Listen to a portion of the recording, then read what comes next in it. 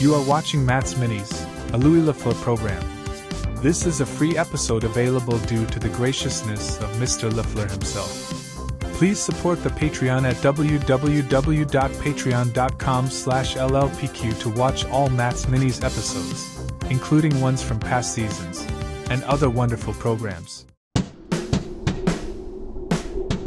These are Matt's Mini Movies, presented by Mr. Louis.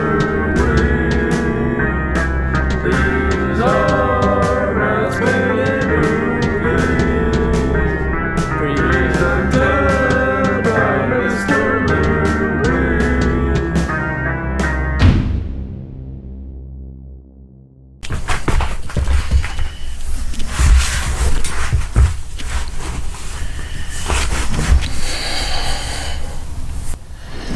Hello and welcome to another episode of Matt's Minis, presented by Mr. Louis Lafleur. I am Matt Johnson. This is for the week of May 28th, 2025. First movie of the week is called Falling Down by J. Schumacher, 1993. Somewhat little legendary American movie. I never watched the whole thing, but I've seen many clips from it because it's quite the meme, I think. Mr. Michael Douglas being a angry American, freaking out at everything that he thinks is wrong with our stupid country and everything. Very goofy, obviously. It's one of those nice ones where it just like progressively gets more and more ridiculous. You know, he starts out, he's just like in a traffic jam and he's upset, and then from there it's like, you know, everything that you could think of that could be mildly annoying. It's just like making him lose his mind. Basically just a guy going postal, you know, fired from his job and losing it on the rest of the world.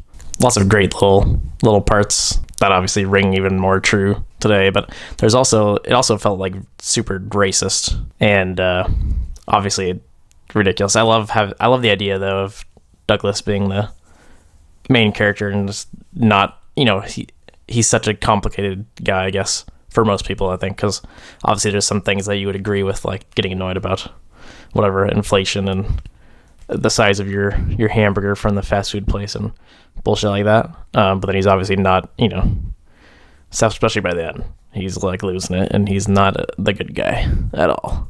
But I can say I have been in traffic in LA and had the same thought processes he went through in the beginning to start this off. Probably one of those movies that'll just always be fun to watch no matter what's going on, because our country's a shithole. So for my Matt's Minis movies in the movies, of course, like I said, it starts out with him in a traffic jam in his did not write down the type of car. Couldn't tell you, just a little 90s sedan, probably just like a Honda Civic or something. Probably an American car, actually, to be honest, because he's working for like the Department of Defense or something, because his license plate said D-Fence, F-E-N-S, and it becomes a major part of the movie. So pretty cool. I think also in the closing credits, he doesn't even have a name. His character is just called Defense. I think he gets on a bus or something, or at least there's some stuff around the bus stop. There's also a drive-by shooting. Pretty mobile. Less mobile-y.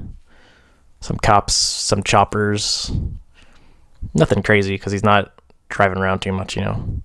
You're not going to get out of the traffic jam and then go driving in another car. So I think the mobile's, maybe I'll give it like a 3.5.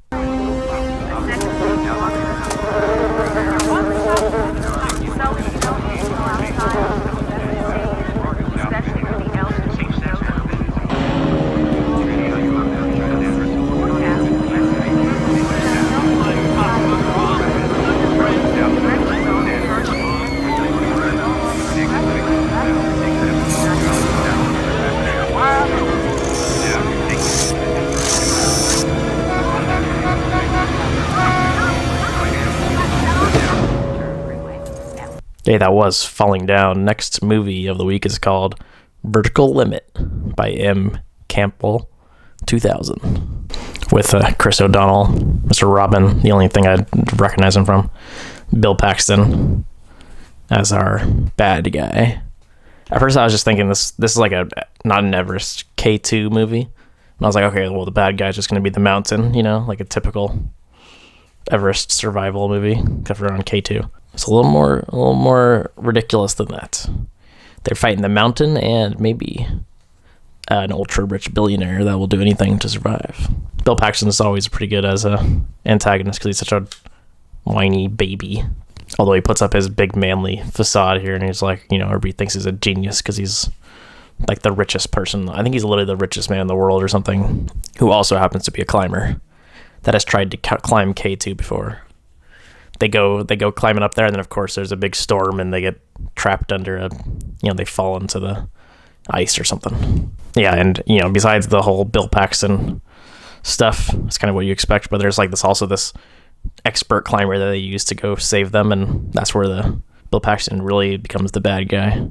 He's screwed over this guy before, and it basically becomes like this little bit of a revenge movie, I was hoping it would be exciting because Martin Campbell, Mr. Goldeneye, and Casino Royale, I think, Mr. James Bond. So, but it was a fun, good one. For my Matt's Minis movie mobiles and movies, the only really mobile I remember was there's a chopper bringing them up, and there is a big exciting chopper scene bringing the rescue team headed by Mr. Robin. They have to like jump off the chopper onto this cliff of ice basically. And so it's about to crash at any moment, and they're like on the railing and trying to jump off onto the cliff. Exciting stuff. I think that's it. I think I'm going to give it a 2 on the mobile rating. Pretty weak, but, this is a mountain movie. It's not a mobile movie. Nag, nag, nag. I always bloody nag. You're sick.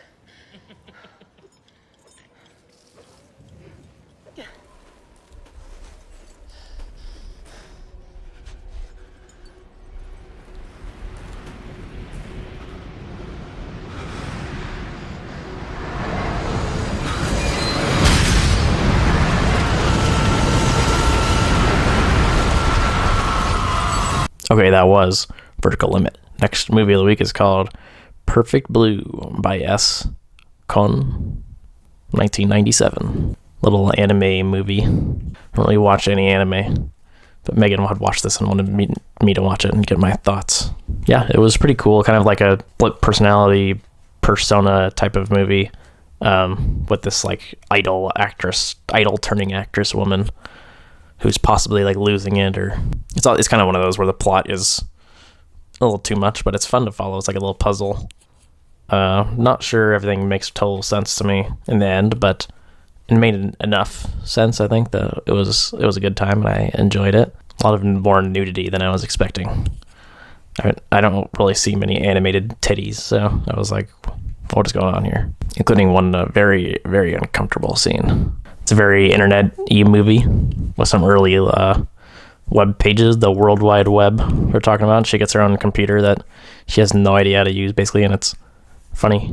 There's like a page for her, and she finds basically someone's like stalking her and talking as if they're her on the internet and stuff, and kind of leads to all this breakdown of reality stuff. Anime kind of annoys me because it's like whenever people are talking about it, they're like, oh, it's cool, like this story is animated because then you can do so much more than it could in real life or whatever, without a bunch of CGI or stuff like that. So, and it feels kind of like the ultimate in the Ghibli movies or something like Spirited Away, when it's like insane shit that can be happening in real life doesn't make any sense to happen, obviously. But this was more like real people's grounded thing, but it still has that bit of aspect in it, which I guess is fun. Probably why I think this is kind of a legendary status anime movie. I don't know. For my Matt's Minis moving the wheels in the movies, there's not much going on. I know she's riding around in a car a couple times with her like manager, the main woman, and there's a nice bus smash into person scene towards the end. But anyway, not much more than those. So I think I'll probably give it a 2.5 on the mobile rating. 私は何一つ変わらない。いつまでもあなたとして。でも偽物が私の邪魔ばっかりするの。どうすればいいの？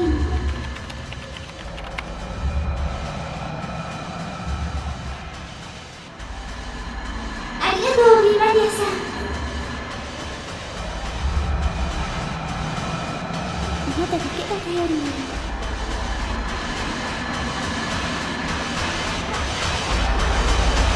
Okay, that was Perfect Blue. Next movie of the week It's actually 2 movies here. Last Chance for a Slow Dance and Deadendz by Jost. Went up to LA to see Mr. Jost in person. They're screening his movies. These movies made for like nothing, for basically no money. At the end of Last Chance, it has like some text that says this movie was made for $2,000. And he was up there talking about how, nobody ever screens any of his movies. And this, I think Deadendz had never ever been played in a theater. And it was also one that he shot like over a decade ago, and then it just sat shelved for a while, which was because of him, because he like got in a fight with the main actor and didn't come back to it until people kind of told him to, because it's pretty good. And yeah, I can see why they screen these together, because it's pretty similar. The thing about Jost that's really awesome is, and what he was even talking about, like he hates cinema, and he like was talking about how he loathes cinema, and if anybody ever shows him like a over the shoulder conversation shot, he's just like, fuck this movie. So he's all just about trying, new things in any way. And you can see that from Last Chance. From the Last Chance is in 1977, and then Deadendz was in 2023 after he, went back and re-edited it or finished it up, I guess. And yeah, you can just tell in Last Chance he's like trying to do anything with the camera that he hasn't seen before. He only wants to see like new things. And same with in Deadendz. There's some really awesome sequences, but especially you can tell, like you were saying, in his like conversation shots, none of it is like what any kind of normal conversation. It's always something different with Jost, and it's always a lot of fun. Unfortunately, in the Last Chance, there's this killing of a rabbit, which is scarring, that I forgot about, because I have watched this movie, but it's been a while. For my Matt's Minis moving mobiles in the movies, Last Chance for Slow Dance is kind of like a road movie, especially in the beginning. It starts out with this guy driving a truck with a hitchhiker, and this the main character, turns out, and he's like just railing off random thoughts and everything to this guy, and he eventually kicks him out and just drives off. And he's kind of like this wandering type that's very unhappy at home and needs to be out finding new stuff all the time. A couple little driving around scenes. Then there's like this climax, which happens with another guy that he meets that has a old shitty looking Volvo that's broken down. And so yeah, pretty mobile-y movie. I'd probably give that a 5.5, I guess I'd say. And then for Deadendz, I really only remember at the very end. There's kind of a big old finale for the movie, at least, and then a big truck gets stolen and driven away, and that's like literally the very end of the movie. That one's a little more like maybe a 2, maybe a 1.5, because it's almost nothing. You aren't one of them funnies, are you? You one of them goddamn funnies? That's it. You're one of them, what do you call them? Funnies. I didn't say that. Oh, I didn't say that. Girls are girls. Yeah, they're also pussy. They're also pussy, funny. Or maybe you don't know that yet, huh? You wouldn't know that. You're funny. That was Last Chance for a Slow Dance and Deadendz. Next movie of the week is called Eureka by Roeg, 1983, with Mr. Gene Hackman and a few other people. Little supporting cast. Joe Pesci and what's his name, Mickey Rourke shows up for a little bit. Called it Eureka because the whole beginning is Gene Hackman finding a whole cave full of gold, even like liquid gold. I don't know what was going on, but he's like swimming around in it in like the 1920s or something, and he just becomes the like richest person in the world, I think. And then the whole last rest of the movie is like him living on his own little island, and it's fast forwarded like 20-30 years something, and he has a kid, and then becomes all this weird family drama. Not a kid, it's like this grown woman, 23-year-old woman or something, and she's like, oh yeah, she's with a dude who's Rutger Hauer, who's kind of the antagonist, but there's Gene Hackman's not exactly a good guy in this either. And so yeah, all this tension because he's like the richest person in the world, and then the whole Joe Pesci, Mickey Rourke stuff is so weird because there's like this mob that's trying to get onto the island to like open up a casino apparently, and they're trying to like strong arm Gene Hackman, and he's like never been strong armed in his life, and he's like fuck off. You can kind of imagine where that goes. Like 2/3 of the way through the movie, let's just say something happens to Mr. Hackman, and you're just like, okay, where the hell is the movie going from here? There's like an interesting little court sequence where that doesn't feel like they're in court at all, because it's just his daughter and Rutger Hauer like making public their issues or whatever, and just going off on each other. It's just very strange. It's like, what am I watching? Yeah, despite the plot just being extremely weird and all the mafia stuff feel like it's not fitting at all, like it's still fun to watch. I think Roeg makes it interesting with all of his weird little choices. For my Matt's Minis movie mobiles in the movies, so this is set in like the 20s and then the whatever 50s or something, so they're driving around some old ass cars on the island that are pretty cool. Couldn't tell you what type, maybe old Packards or Cadillacs or something, I don't know. With the mafia coming in on the island, they're coming in on their boats.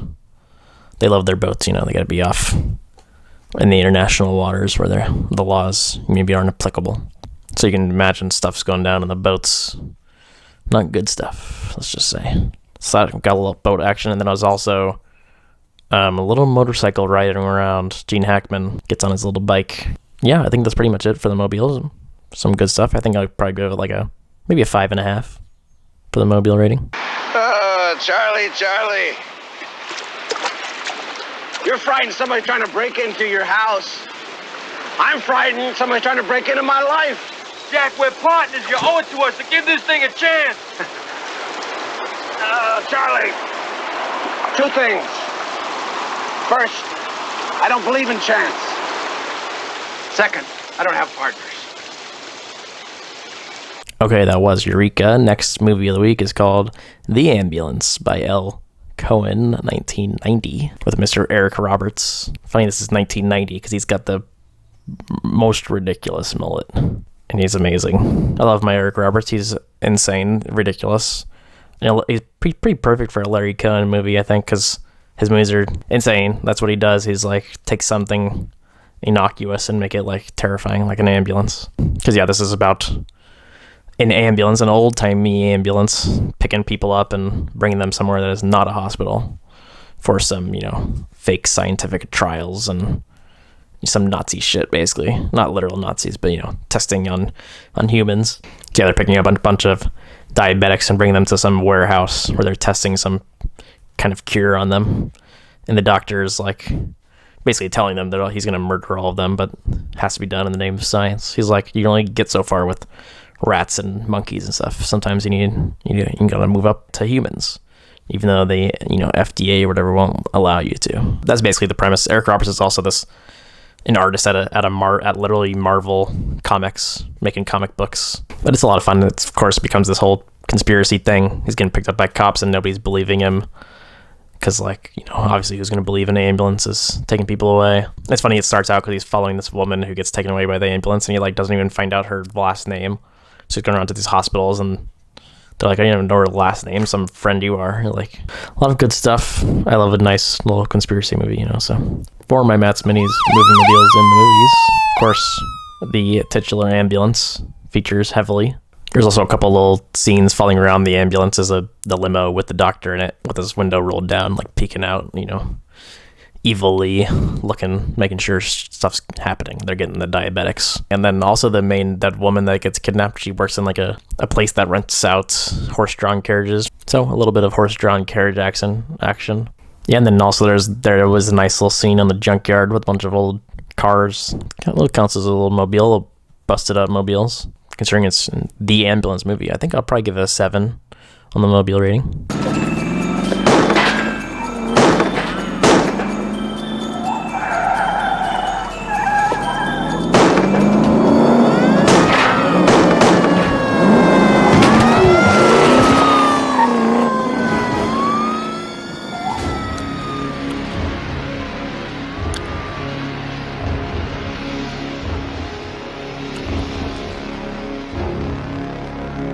Okay, that was The Ambulance.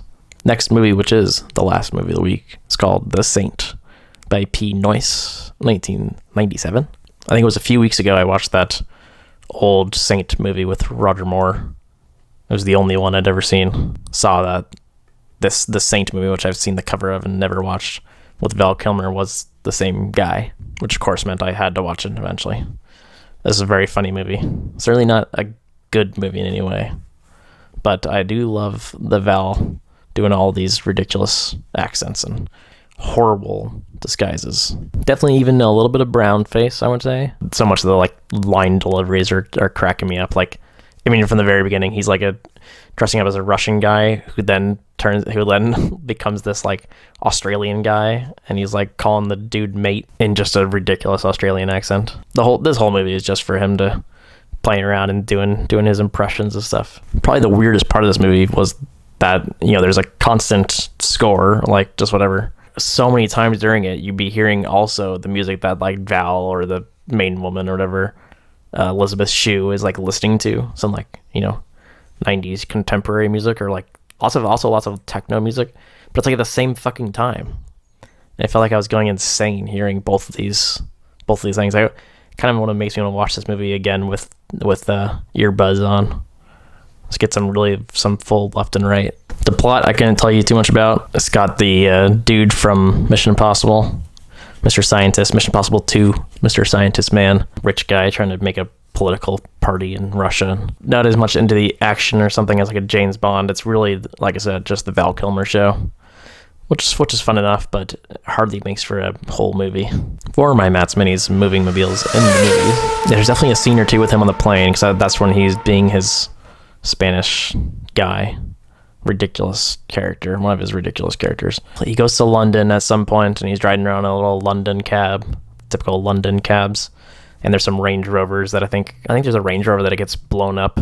I don't remembering much else. I think there's definitely a chase scene. Whatever it was, I don't think it was too exciting. So maybe I'll give it like a 4 on the mobile rating. You have a long and beautiful cane, along with your beautiful eyes.